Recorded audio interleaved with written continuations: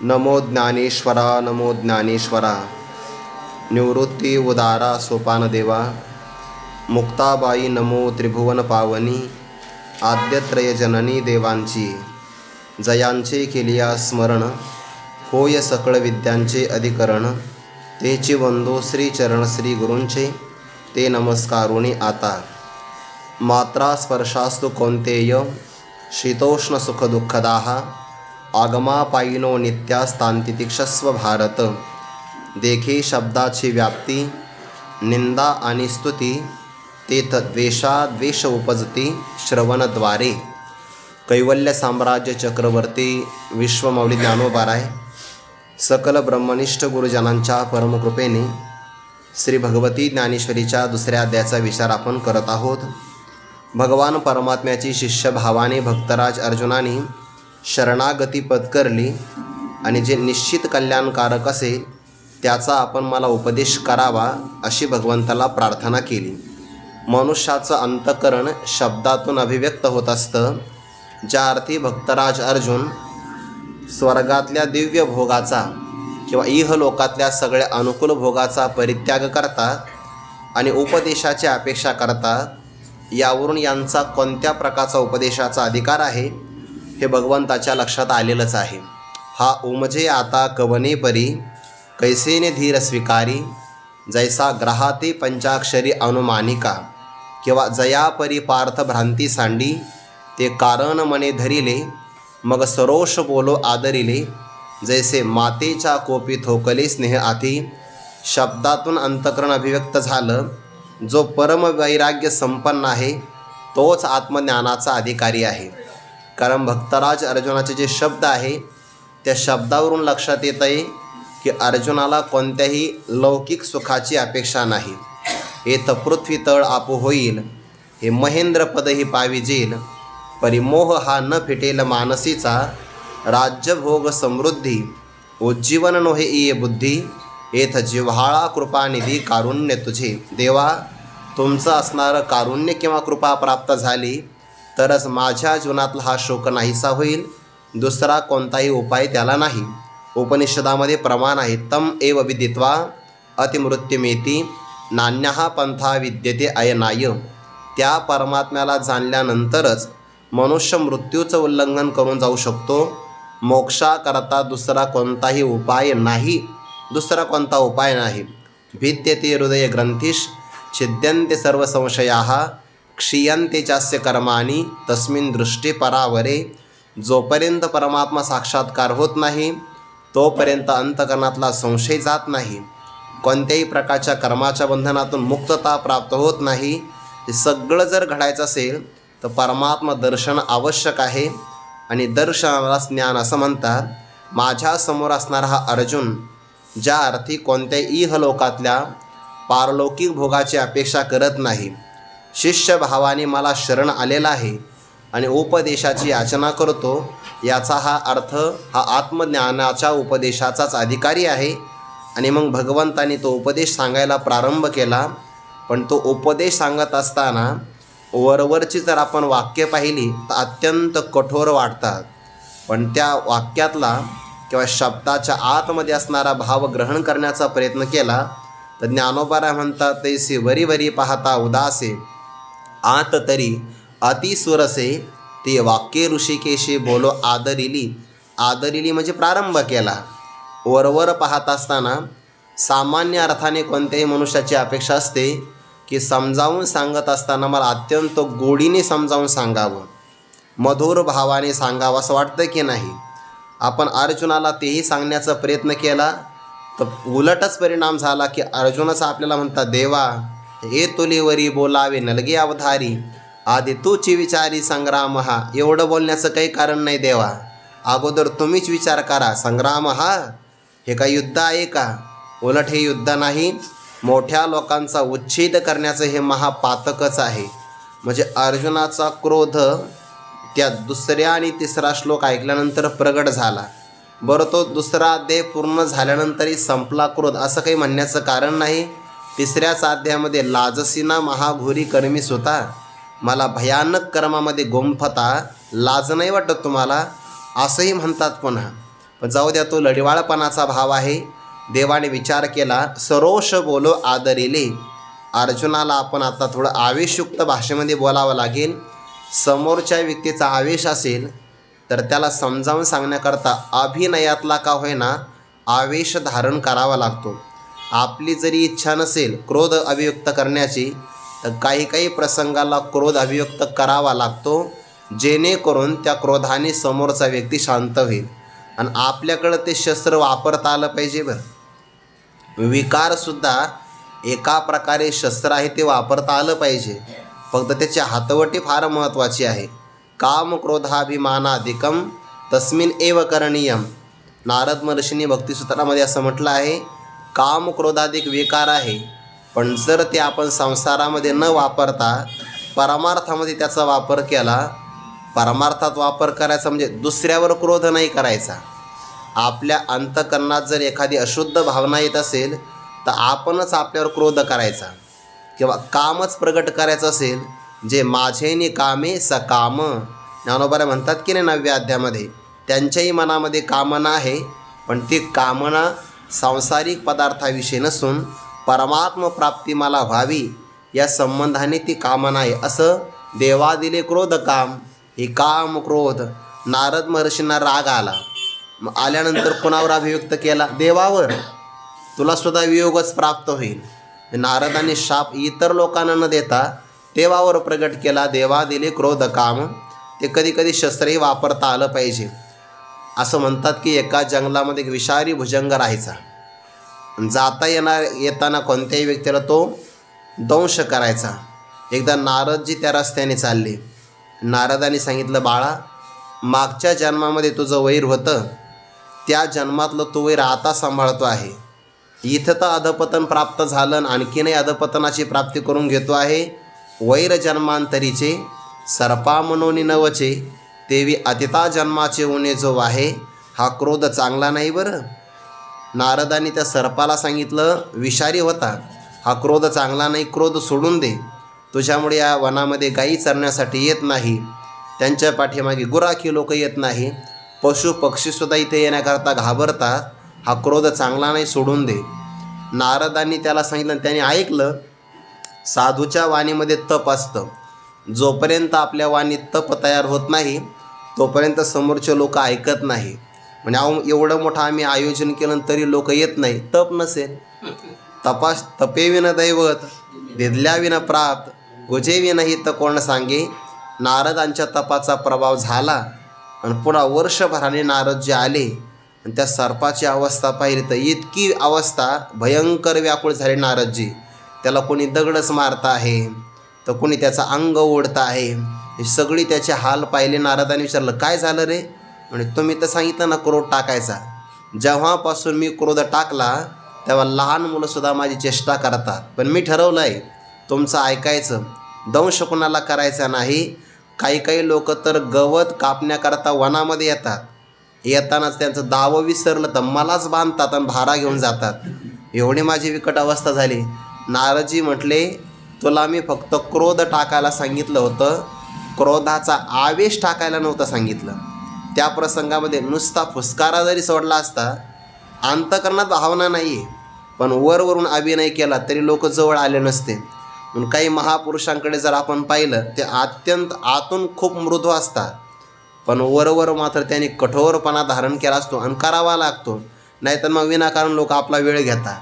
थोडंसं कठोरही वागता आलं पाहिजे. सरोष बोलो आदरिले. अर्जुनाला म्हणतात, देव कोणाकरता शोक करतो आहे? ज्यांच्याकरता करू नये तत्संबंधाने रडतो आहे. भाषांतर विद्वानाचं आहे. पंडित माणसं जे असतात, ज्यांना आत्मज्ञान प्राप्त झालं, जिवंत व्यक्तीविषयी शोक करत नाही. मृत झालेला आहे, प्राण गेला, त्यांच्याविषयी शोक करत नाही. मनुष्य शोक कधी करतो माहिती आहे का? पदार्थाचा वियोग झाला तर तो त्याच्या शोकाला कारण असतो. आणि जो पदार्थ आपल्यापासून कधी जातच नाही हे मनुष्याला एकदा कळालं की तो शोक करत नाही. पै आपुले जे साचे ते कल्पांतीही न वचे, हे जाणो निगताचे न शोची जो गतम न शोचा. जे निघून गेलेलं आहे त्याच्याविषयी शोक करूच नाही. आपलं जे खरं आत्मस्वरूप आहे ते आपल्याला सोडून जात नाही, तत्संबंधाने शोक करू नये. आणि जे जातं ते कधी आपलं नसतंच, म्हणून तत्संबंधाने सुद्धा शोक करू नये ना. शहाणी माणसं या संबंधाने रडत नाही. जे जे आपल्यापासून जातं ते आपलं कधीच नसतं, फक्त ते आपलं आहे असं समजतो. आणि हेच तर आपल्या दुःखाला कारण आहे ना. हेच आपल्या दुःखाला कारण आहे. जन्माला येण्याच्या अगोदर हा देह आपला नव्हता, म्हणजे हा आपल्याला मिळाला. मग याच्यावर आपण अहंता धारण केली पहिल्यांदा. पहिला आपला अविचारीपणा, अडाणीपणा किंवा मूर्खपणा कोणता? देहाला मी म्हणणं. मग इथपर्यंत थांबावं की नाही? पण नाही, विस्तार.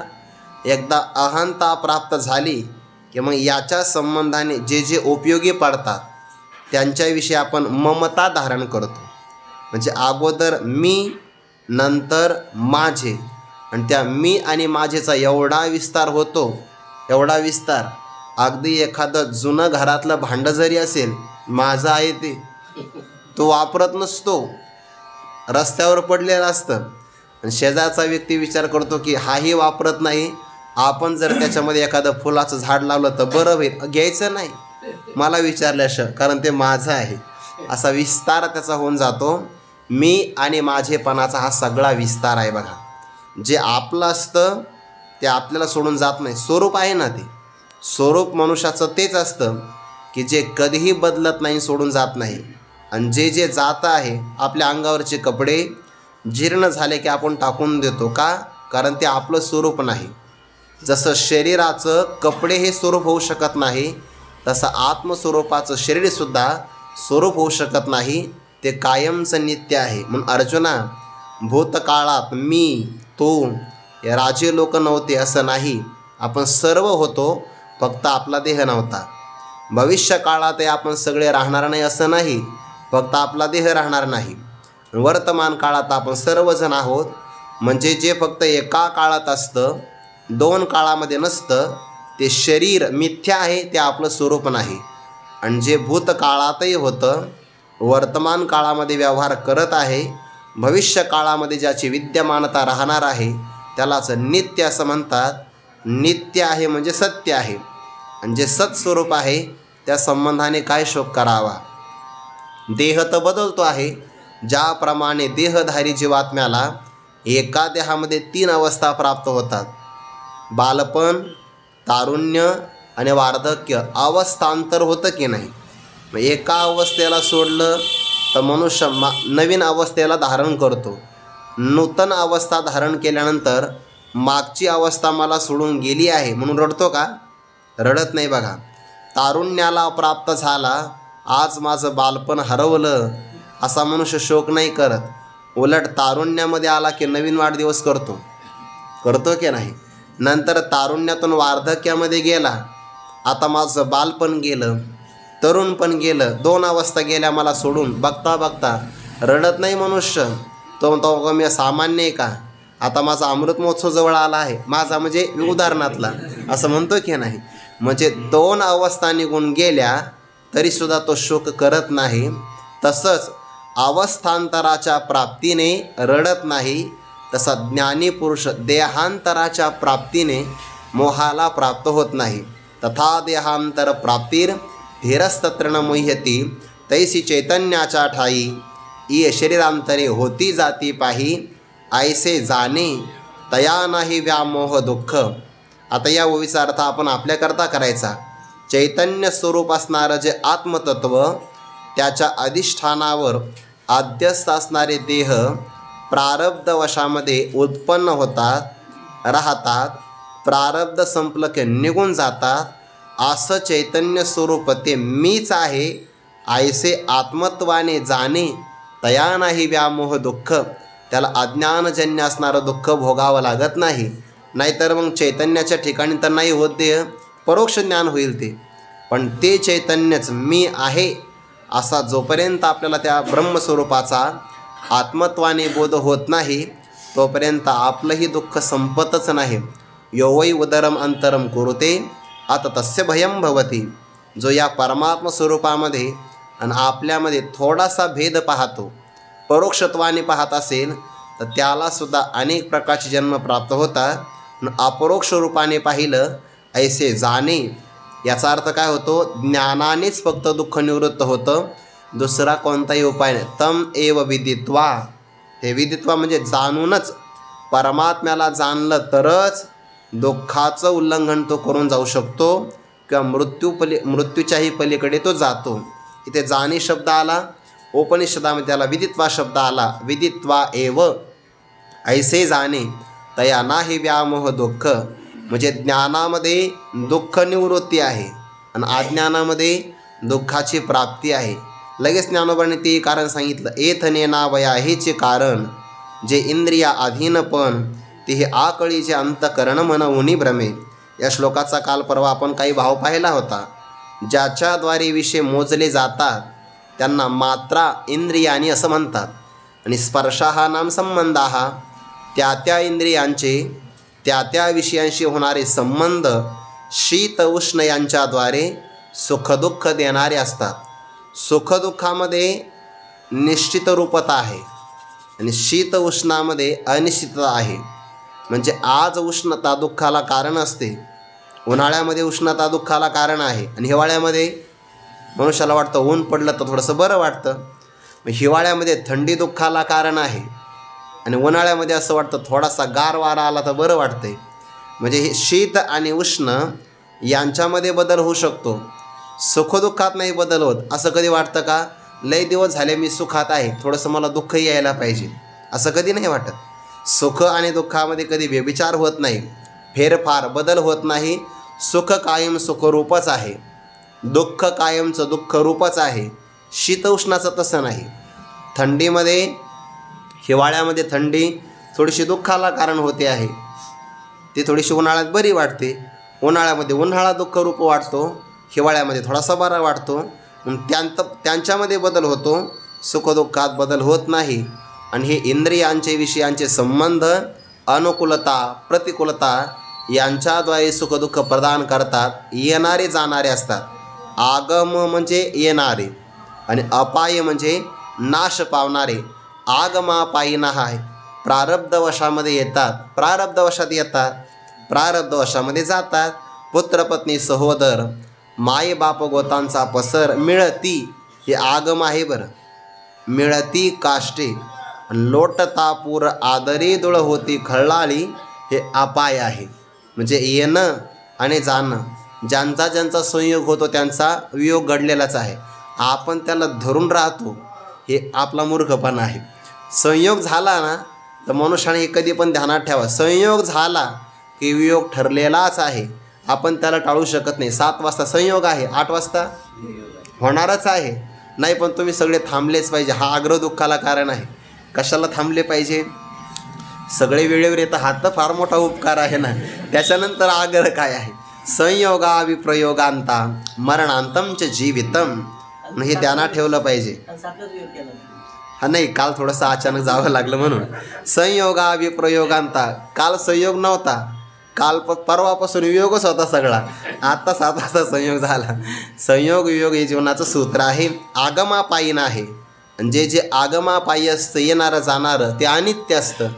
जे अनित्य आहे म्हणजे कायमचं न राहणारं आहे, त्याच्याविषयी शोक काय करायचा. उलट जे नित्य राहतं, आपल्या अनुभवाचा विचार केला तर आपण नित्य आहोत. आपल्याला अनुभव येतो की नाही. त्या क्षणिक विज्ञानवादी नास्तिक मताचं खंडन करत असताना असाच विचार केला आहे. ते काय म्हणतात, आत्मा प्रत्येक पहिल्या क्षणामध्ये निर्माण होतो, दुसऱ्या क्षणामध्ये राहतो आणि तिसऱ्या क्षणामध्ये नष्ट होतो. त्यांचं म्हणणं आहे क्षणिक विज्ञान यालाच ते आत्मा मानतात. पण हे मत मात्र अनुभवातून खंडित होतं. का बरं, जर पहिल्या क्षणामध्ये आत्मा निर्माण झाला, दुसऱ्या क्षणामध्ये राहिला, तिसऱ्या क्षणामध्ये नष्ट झाला, याचा अर्थ काय होतो, मध्यंतरी असे 5-6 प्रसंग गेले तर आपल्याला कधी स्मृती होणार नाही. स्मृती आपल्याला काय होते, एखादे वडीलधारी माणसं असतात, ते काय म्हणतात, जो मी लहानपणी माझ्या आजोबांच्या मांडीवर खेळत होतो तोच मी आता माझ्या नातवांना माझ्या मांडीवर खेळवीत आहे. तेव्हातल्या अवस्था सगळ्या बदलून गेल्या. जो मी लहानपणी तोच आता मी वृद्ध अवस्थेमध्ये. लहानपण गेलं, वार्धक्य आलं. माझ्या आजोबांच्या मांडीवर, म्हणजे हा आजोबांच्या मांडीवर होता नातू रूपाने. आता हा एवढा मोठा झाला की हाच आजोबा झाला आणि आपल्या नातवांना मांडीवर खेळवत आहे. म्हणजे बालपण गेलं, वार्धक्य आलं, पण त्यातला अनुभव बदलत नाही. जो मी तोच मी. हा मी कुठं बदलतो आहे? क्षणिक विज्ञानारूपाने मानलं तर बदलला पाहिजे होता आणि अनुभव झाला नव्हता पाहिजे, स्मृती आठवायला नाही पाहिजे. याचा अर्थ शरीर बदलत जात आहे, पण मी रूपाने मात्र आपण बदलत नाही. जे बदलत नाही त्यालाच नित्य असं म्हणतात आणि जे कायम बदलतं त्याला अनित्य असं म्हणतात. शरीरात बदल होतो ना, माणसं म्हणतात नाही नाही मला चांगलं आठवतं, मी तोच आहे, मी आहे मी. या मीमध्ये बदल नाही होत, ते नित्य रूप आहे. आणि शरीरातला बदल थांबवण्याचा जरी प्रयत्न केला, थांबत नाही. जायते अस्ति वर्धते विपरिणमते, हा बदल आहे. अपक्षीयते, घसरण होते.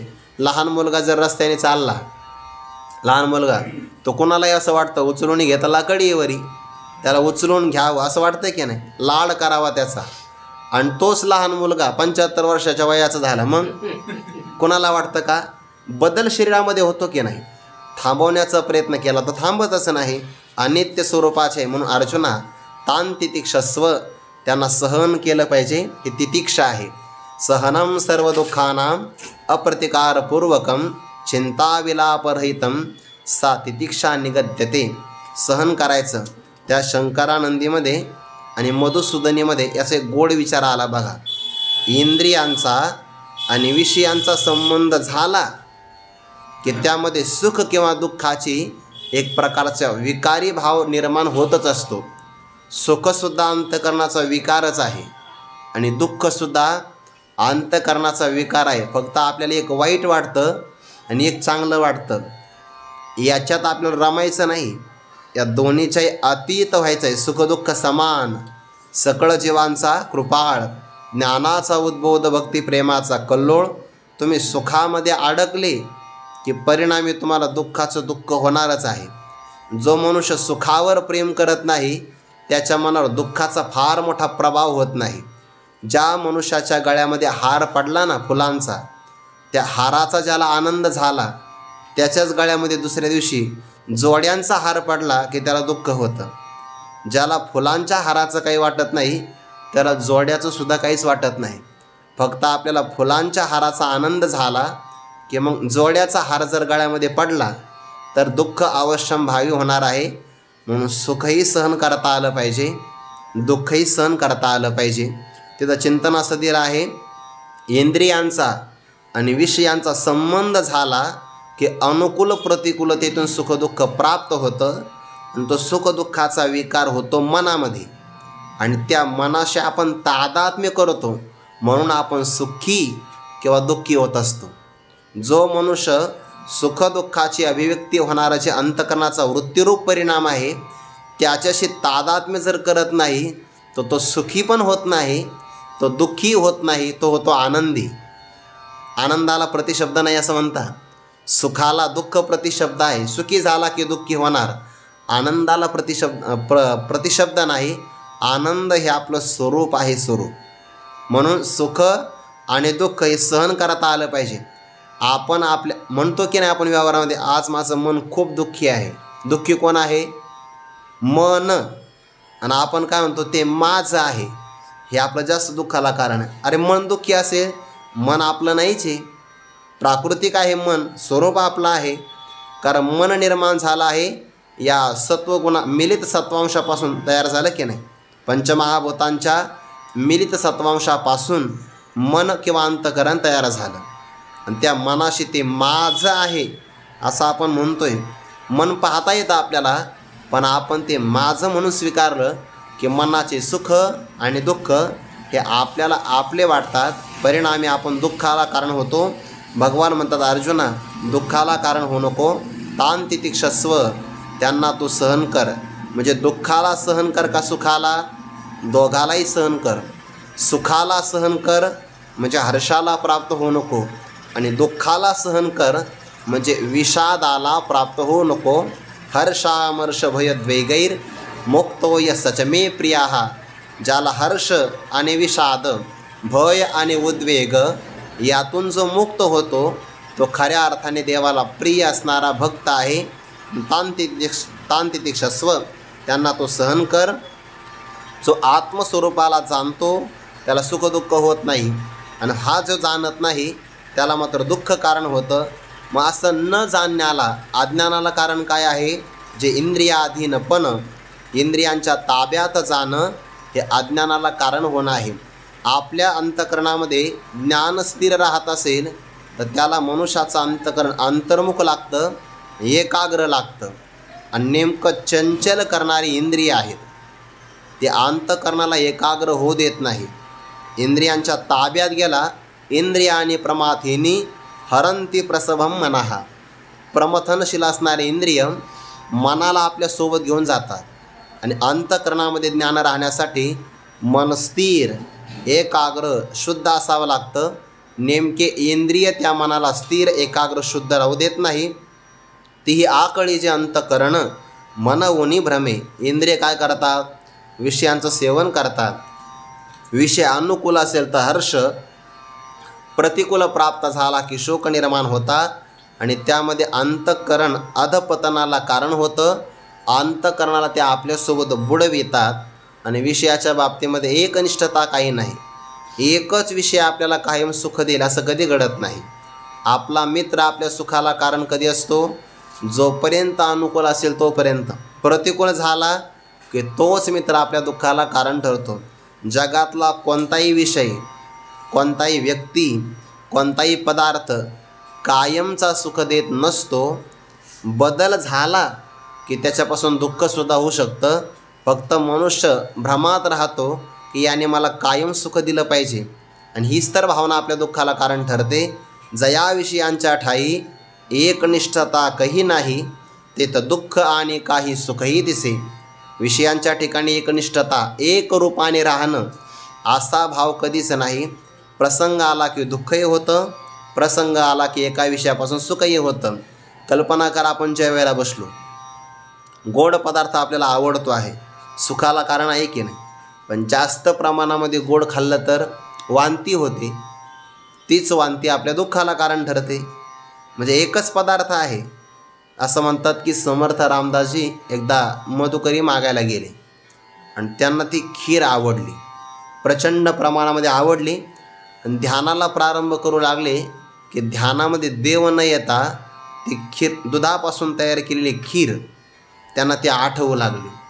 ते म्हणजे आज आपल्या इंद्रियांची गोडी गेलीच पाहिजे. जास्त प्रमाणामध्ये पुन्हा ती खीर खाल्ली, इतक्या प्रमाणात की एकदा वांतीच झाली, आणि पुन्हा ती वांती समोर पाहिली. आता कोण खाणार आहे? वमिलिया अन्ना लाळन घोटे जीवी रसना, अंग नसुया आलिंगना प्रेताच्या. एकच विषय मनुष्याच्या कायम सुखाला कारण नसतो, तो दुःखाला सुद्धा कारण होत असतो. म्हणून मला विषयापासून सुख प्राप्त होईल असा जो व्यक्ती विषयापासून सुखाची अपेक्षा करून जीवन जगत असेल, तो परमार्थाच्या दृष्टिकोनातून पाहिला तर केवळ मूर्ख आहे. विषय म्हणून कधीच कोणाला सुख देत नाही. विषय सेविता कोण तृप्त झाला, इंधने निमाला अग्नी कोठे. जैसा भोगी काम वाढे, इंधने आगीसे हकाक चढे. तैसे खात खाताची तोंडे, खा खाते ठेली. अनुप्रास अलंकार. ख ख शब्द बऱ्याच वेळा आलेला आहे. असं म्हणून विषयाच्या पाठीमागे लागला की दुःखालाच कारण आहे. एही संस्पर्श ज्या भोगा, दुःख येऊ नये एवते. आद्यंतवंत कौंतेय न तेषु रमते बुधाहा. 5व्या अध्यायामध्ये विचार आहे का नाही? संस्पर्श ज्या म्हणजे संबंध निर्माण करणारे. इंद्रियांचा आणि विषयांचा संबंध झाला की तो सुख दुःखाला कारण ठरतो. कायमचं सुखही होत नाही, कायमचं दुःखही होत नाही. याकरिता ज्ञानोबा पुढे विस्तार सांगतात. 14व्या क्रमांकाची ओवी आहे. देखे शब्दाची व्याप्ती, निंदा आणि स्तुती. ते द्वेषाद्वेष उपजती श्रवणद्वारे. श्रवणाच्या द्वारे म्हणजे आपल्या कानांच्या माध्यमातून. श्रवण काय करतात? शब्द नावाच्या विषयाला ग्रहण करतात. मग शब्द कुठं आहे? जगातला सगळा व्यवहार शब्दावर होतो. बरं, ज्या पंचमहाभूतापासून हा विषय निर्माण झाला तो विषय आणि ते इंद्रिय तेवढेच मोठे असतात. पंचमहाभूतामध्ये सर्वात मोठं भूत आहे आकाश. आकाशापासून तयार काय झाला? शब्द नावाचा विषय, आणि त्या आकाशापासूनच श्रवण नावाचं इंद्रिय तयार झालं. आकाशच व्यापक असल्यामुळे आपली ऐकण्याची क्षमतासुद्धा फार व्यापक आहे बरं. आपण कायम समजा 3 तास एखादं रूप पाहू शकत नाही. आपल्या डोळ्यामध्ये पाणी येऊ शकतं कायमच. समजा आपण खरं तर असं हल्लेचं सर्वेक्षण असं सांगता आहे, सर्वे म्हणतात की त्याला सर्वेक्षण, निरीक्षण करणं, अहवाल असं म्हणतात की सध्याला लोकांच्या डोळ्याच्या समस्या जास्त वाढलेल्या आहे आणि परिणाम झोप त्यांची कमी होते आहे. झोपच लागत नाही. अशा सवयी लागल्या आता सध्या लोकांना, बऱ्याच लोकांना 12-1पर्यंत झोप लागत नाही. त्याचं कारण मोबाईल आहे. कारण 12पर्यंत डाटा संपत नाही, ते पहिलं कारण. आणि त्याच्यानंतर 5-10 मिनटं गेले की नवीन डाटा येतो. लोक मोबाईलवर वेळ खर्च करतात. मी काल परवाच बातमी वाचली कुठं तर, स्क्रीन टाईम वाढला आहे. म्हणजे मोबाईलचे स्क्रीन पाहण्याचा जो काही वेळ आहे की नाही, तो आपल्या जीवनातला खूप वाढला आहे. आपण जर निरीक्षण केलं ना, त्या मोबाईलवर येतं आहे बघा की आज तुम्ही किती याचा वापर केला. त्याच्यावर येतं आहे बघा दिवसभरातला वापर, आणि मग कळतं आपलं किती आपला त्याच्यामध्ये वेळ चालला. आता काही लोक काम करतात, त्यांचा लॅपटॉपवर वेळ जातो, काहींचा मोबाईलवर जातो, काही टी व्ही पाहतात. तर तो आपला स्क्रीन टाईम वाढत चाललेला आहे. तो किती जरी वाढला तर एकटक मनुष्य काही 3 तास नाही पाहू शकत, पण एक वेळा तो 3-4 तास कथा मात्र ऐकू शकतो. कीर्तन 2 तास ऐकेल, पाठ किंवा प्रवचन 1 तास ऐकेल, भागवताची कथा असेल तर 3.5-4 तास ऐकेल.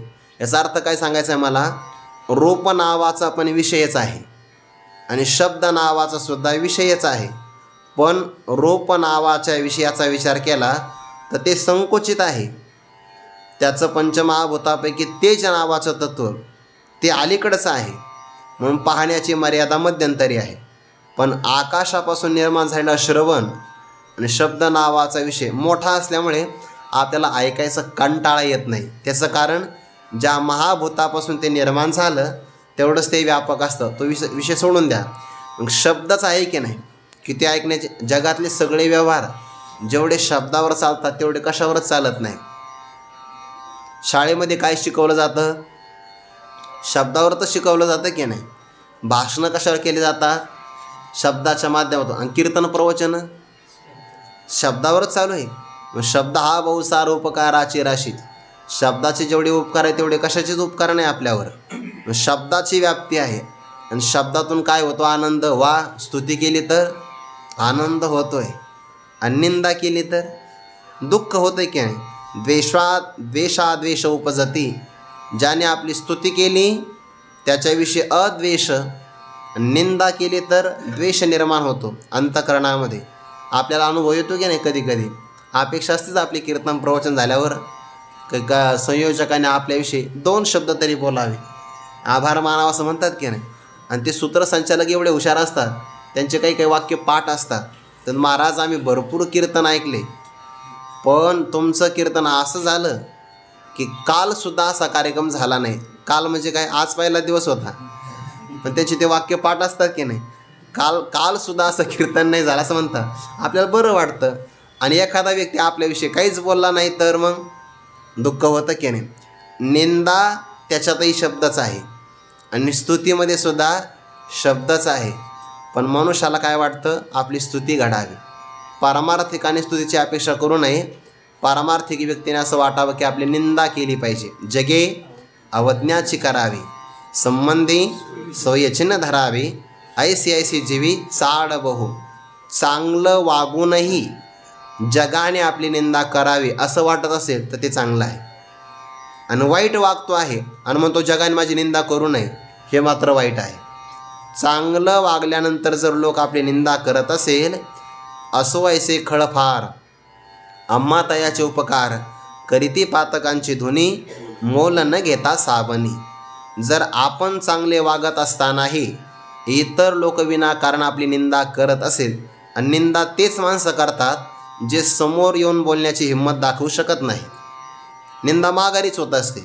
समोरासमोर बोलत असेल तर निंदा नाही, स्पष्ट वक्तेपणा आहे. समोर सांगायचं तुझा हा दोष आहे, हे चुकीचं आहे, त्यामध्ये सुधारणा होईल. त्याला नाही सांगत, दुसऱ्याला सांगतो. ज्याचा त्याचा काही संबंध नसतं. निंदा केली तर आपल्या जीवनातलं पाप नष्ट होतं.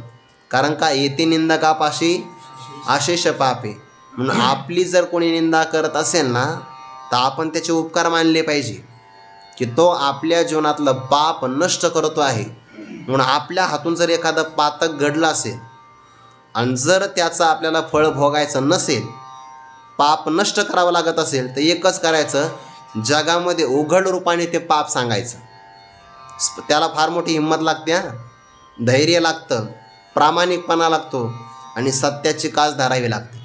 सरळ सरळ सांगावं, माझ्या हातून हे पाप घडलं आहे, मी पापी आहे, मी दोषी आहे. मग काय होईल, आपण आपलं पाप प्रगट केलं तर जगामध्ये काही माणसं अशा असतात की जे आपले दोष पाहण्याकरता टपून बसलेले असतात आणि मग ती विनाकारण आपली निंदा करतात. परिणाम, निंदा केल्यामुळे आपलं पाप जातं त्यांच्याकडे आणि आपण होतो मोकळे. जीवनमुक्ती विवेकामध्ये हा विचार आला आहे.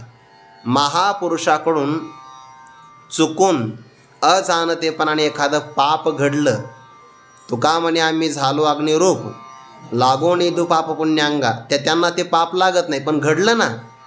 बरं, पुण्यही घडलं तर पुण्यातून त्यांना स्वर्गाची प्राप्ती होत नाही. त्यांच्या हातून घडलेलं पुण्य आणि पाप जातं कुठं? कारण कृतम कर्म शुभाशुभम, त्या पाप पुण्याला सुखदुःख नावाचं फळ मिळणार आहे. त्याची संगती अशी सांगितली, महापुरुषाने पाप आणि पुण्य त्यांच्या हातून घडलं तर जे सेवा करतात त्यांना लागतं पुण्य, आणि जे महापुरुषाची विनाकारण निंदा करतात त्यांना लागतं महापुरुषांच्या हातून घडलेलं पाप. महात्मा मोकळाच, तो मुक्तच आहे. म्हणून कधीच कोणाची निंदा करू नये. सगळ्यात मोठं पाप आहे निंदेचं. येती निंदकापाशी अशेष पापे, आशा जैसी दुःखाते, व्याली निंदा दुरीते, हे असो जैसे दैन्याते दुर्भगत्व. निंदाच करायची असेल तर मग स्वतःची करायची, आपली स्वतःची करायची, म्हणजे आपले स्वतःचे दोष आपल्याला दिसतात, इतरांचे कधीच करू नये असं त्याचा अर्थ. पण निंदा जरी असेल तर त्यामध्ये शब्दच आहे, आणि स्तुतीची अपेक्षा असेल तर स्तुतीमधून पुण्य नष्ट होतं.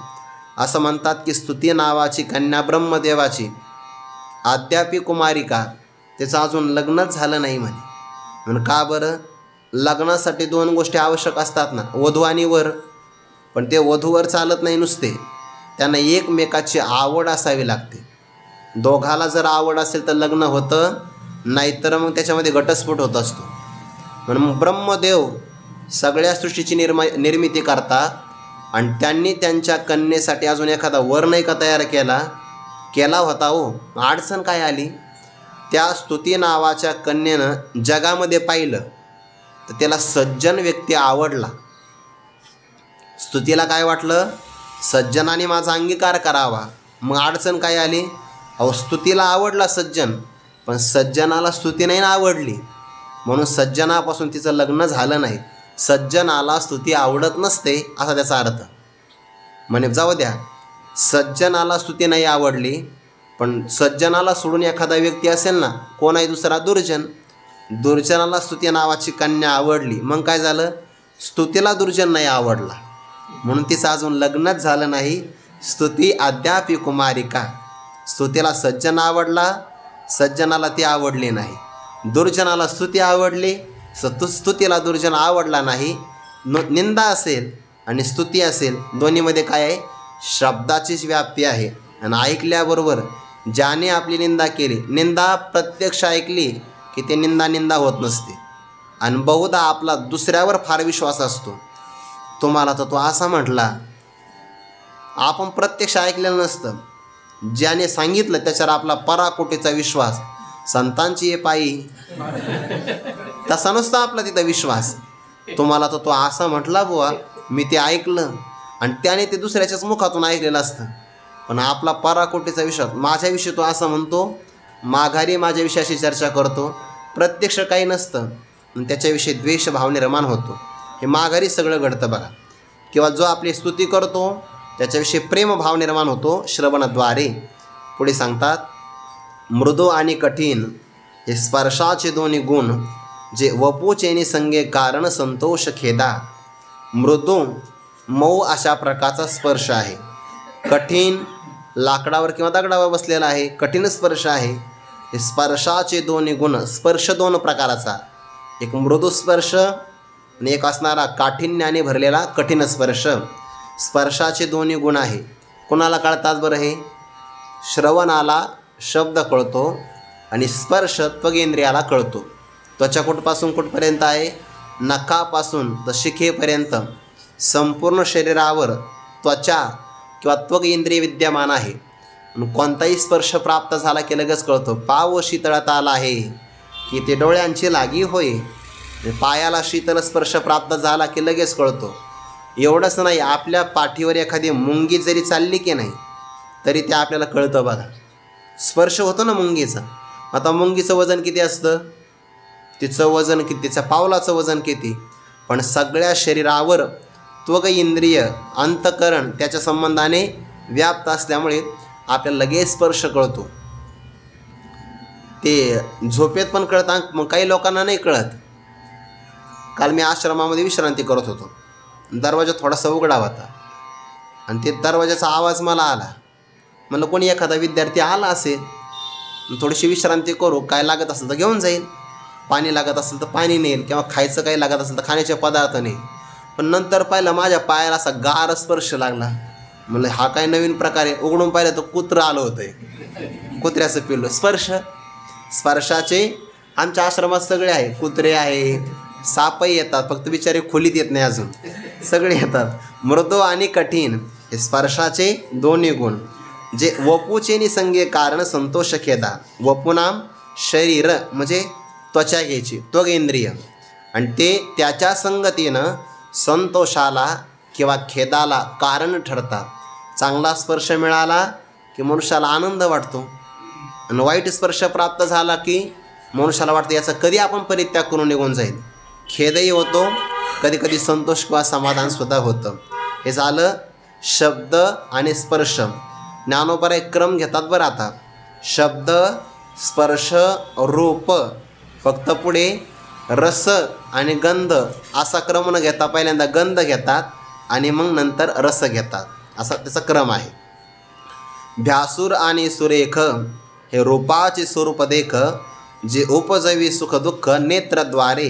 भ्यासूर म्हणजे अत्यंत भयंकर आणि सुरेख म्हणजे मनाला आकर्षित करणारं, ज्याला आपण रेखीव असं म्हणतो आहे. त्या तुकोबारांचं एक प्रमाण आहे, काय करावे ती 32 लक्षणे, नाका नाही त्याने असं आहे की नाही प्रमाण. तर गाथा नवनीत नावाचा आपल्या संस्थेमध्ये ग्रंथ भेटतो आहे. तर ते 32 लक्षणं कोणते आहे त्या सगळ्या लक्षणांचा विचार तिथं आला आहे. काय करावी ती 32 लक्षणे. मग त्याचं नाक सरळ असावं, डोळे पाणीदार असावे, कपाळ त्याला भाल प्रदेश म्हणतात तो विशाल असावा, असे काही लक्षणं सांगितले आहे. हाताचे आणि पायाचे तळवे अगदी रक्तकमलाप्रमाणे असावे, हे काही त्या सुलक्षणी पुरुषाचे काही लक्षणं सांगितले आहे. मग असं स्वरूप पाहिलं की बरं वाटतं आपल्याला. सुरेख आहे ना ते. आणि आपण अभंग वाचायला भूते वेताळे नाचती, ते बरं वाटतं का? भ्यासूर आणि सुरेख भयंकर स्वरूप आहे. इतकं भयंकर आहे, भगवंताचं 11व्या अध्यायातलं विश्वरूप पाहिलं तर देवाला भक्तराज अर्जुने सांगितलं, देवा बस झाला आता, हे त्यात आवरून घ्या. आमचे डोळे जेवढं पाहायचं तेवढं पाहिलं, आता नको. तेनैव रूपेण चतुर्भुजेन सहस्रबाहो भव विश्वमूर्ते. ते अगदी त्याला पाहिल्यानंतर मदनाने सुद्धा लाजावं असं जे तुमचं स्वरूप आहे ते आम्हाला दाखवावं. सुरेख आहे. आणि 11व्या अध्यायामध्ये प्रचंड मुख मिळवून घेतली, सगळ्यांना परमात्मा खातच सुटला की नाही, हे भयंकर स्वरूप आहे. भीतीदायक पाहिलं की रूपच आहे आणि चांगलं मनोहर पाहिलं की रूपच आहे. हे रूपाचे स्वरूप देख. रूप नावाच्या विषयाचं हे स्वरूप आहे. सांगायचं काय आहे, कोणताही विषय हा कायमचा सुख आणि दुःखाला कारण नाही, त्याच्यामध्ये 2 प्रकार आहे.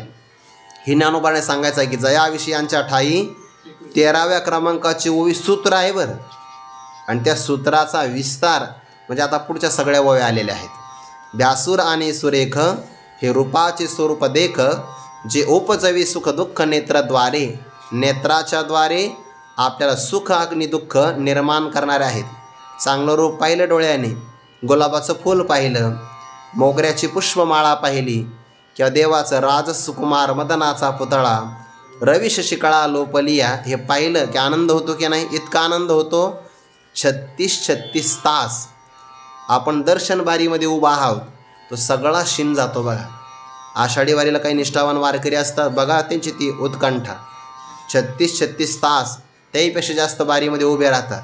आणि देवाचं दर्शन झालं, महाद्वारातून मागे आले की, देवाचं पश्चिमद्वारातून मागे आले की चेहऱ्यावर आनंद होतो बघा. देह भाव हरपला तुझं पाहता विठ्ठला, सुखदुःख त्यांना कळत नाही का? आणि देवाचं स्वरूप असं आहे, किती पहा तुम्ही गाभाऱ्यामध्ये जाऊन, आपल्या डोळ्यामध्ये ते साठवत नाही. आपण प्रदक्षिणा करता करता एखादी जाहिरात पाहिली, पाहू नये तशी, एखादी जाहिरात पाहिली प्रदक्षिणा करता करता, तर ती आपल्या डोळ्यात आणि आपल्या मस्तिष्कामध्ये राहते. म्हणजे एकदा पाहिलं की काय देखीला डोळा बैसाला म्हणे. नाही, ते आपल्यासाठी विषयासाठी सांगतो. एखादा जाहिरातीचा विषय पाहिला की देखीला डोळा बैसाला म्हणे. हे देवाच्या बाबतीत नाही घडत आपलं. आणि देवाला आपण गाभाऱ्यात किती वेळा पहा तुम्ही. पांडुरंगाला बघा, भगवंताचं रूप डोळ्यातून आपल्या अंतःकरणामध्ये जातच नाही, तृप्तीच होत नाही, इतकं ते सुंदर आहे. ते पाहिलं की आनंद होतो, आणि भयंकर काही पाहिलं की भीती वाटते आहे. भ्यासूर आणि सुरेख हे रूपाचे स्वरूप देख, जे उपजवी सुख दुःख नेत्रद्वारे, सुख आणि दुःखाला ते निर्माण करतं. कशाच्या द्वारे? नेत्राच्या द्वारे, असा त्याचा अर्थ आहे. पुढे सुगंध आणि दुर्गंध हा परिमळाचा भेद, जो घ्राण संगे विषाद तोष देता. सुगंध आणि दुर्गंध हे गंधाचेच प्रकार आहे की नाही? एखादा चांगला पदार्थ तयार झाला, भाजी तयार झाली समजा, चांगली जर भाजी तयार झाली की त्याचा एक सुगंध दरवळतो, आणि शेजारच्या व्यक्तीला कळतं की आज यांच्या घरामध्ये फोडणी चांगली बसलेली आहे, सुगंध येतो आहे.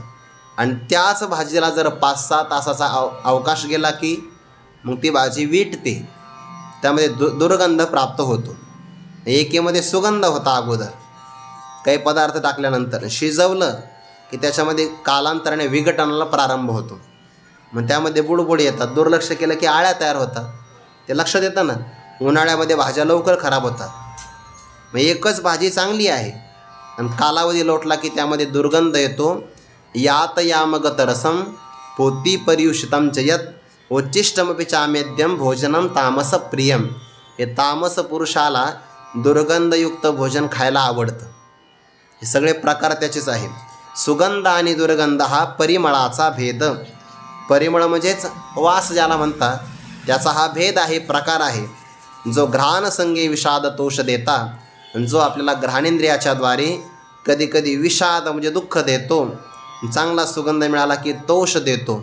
ते कधी कधी लग्न कार्याला काही काही मुलं जातात बघा, जे प्रवेशद्वार असतं की नाही, आता आहे की नाही माहिती नाही, पण त्या प्रवेशद्वारावर काही फवारे बसवलेले असतात आणि ते समोरच्या व्यक्तीवर पाणी मारतात. बारीक तुषारकण असतात ते, पण त्या पाण्यामध्ये काही सुगंधी द्रव्य मिसळलेलं असतं. आणि ते लहान विद्यार्थी उन्हातून येतात, बिचारे कष्ट घेतात ना, नाचत नाचत येतात, त्यांना ते गार पाणी बरं वाटतं तोंडावर मारलं की. आणि त्यांना कळालं हे सुगंध आहे, ते हटतच नाही बाजूला, मागे किती गर्दी होऊ द्या, त्यांना काही घेणं देणं नाही. का? सुगंध आहे त्यातला. मग सुगंध आनंद देतो. आणि जर दुर्गंध असेल तर माणसं लगेच नाकाला उपरणं लावतात आणि पुढे जातात, त्यातून दुःख प्राप्त होतं. तैसाच द्विविध रस, त्याचप्रमाणे 2 प्रकारचा रस आहे. तसा भोजनातला रस 6 प्रकारचा आहे, पण इथं द्विविध का सांगितलं? अनुकूल आणि प्रतिकूल, सुख देणारा आणि दुःख देणारा, असा द्विविध 2 प्रकारचा रस आहे. उपजवी प्रीती त्रास, जो आपल्याला प्रेमही निर्माण करतो आणि जास्त प्रमाणामध्ये सेवन केला की त्रासही निर्माण करतो. मनुष्याला थोडंसं तिखट खायला बरं वाटतं, नाही तर 10 झाला आतड्यामध्ये की मग नाही लक्षात येत. ते कधी खात असताना तिखटही जास्त खाऊ नये बरं. हे ताक असतं की नाही, शरीराला शुद्ध करतं, ते काही प्रमाणातच घेतलं पाहिजे. आणि कधी कधी एखादा पदार्थ आग्रह खातर खाल्ला की थोडासा बरा वाटतो, पण नंतर त्रास देतो. तैसाचे द्विविध रस उपजवी प्रीती त्रास, अति सर्वत्र वर्जित. जास्त प्रमाणात कोणती गोष्ट घेऊ नये. उसाचा रस जरी घेतला जास्त तरी तो त्रास देतो, घेऊन बघा कळतं. मग उष्णता वाढते त्याने. जास्त प्रमाणामध्ये ताक घेतलं तरी ते त्रासच देत आहे. योग्य प्रमाणात सगळं घ्यावं. तैसाच द्विविध रस ओपजवे प्रीती त्रास, मनवणी हा अपभ्रंश विषय संग. म्हणून विषयाचा संग करणं हा अपभ्रंश आहे. म्हणजे काय? आपल्याला आपल्या स्वस्वरूपापासून च्युत करणार आहे. आपलं स्वरूप कसं आहे? सुखदुःखाच्या अतीत आहे. आणि आपण आपल्या अंतकरणाच्या द्वारे इंद्रियांच्या ताब्यात गेलो. इंद्रिय विषयापर्यंत घेऊन जातात आणि विषय आपल्याला सुखदुःख देतात. त्यामध्ये अडकला की स्वस्वरूपापासून आपलं पतन होण्यासारखंच आहे. मनवणी हा अपभ्रंश विषय संग. हा विषयांचा संग पतनाला कारण ठरतो. कसा कारण ठरतो त्याचं स्पष्टीकरण ज्ञानोबारे पुढे करणार आहे. चिंतन आपण उद्या पाहू. पुंडलिक वरदारी विठ्ठल श्री ज्ञानदेव तुकाराम माऊली ज्ञानेश्वर महाराज की जय. जगद्गुरु तुकाराम महाराज की जय. सद्गुरु जोग महाराज की जय.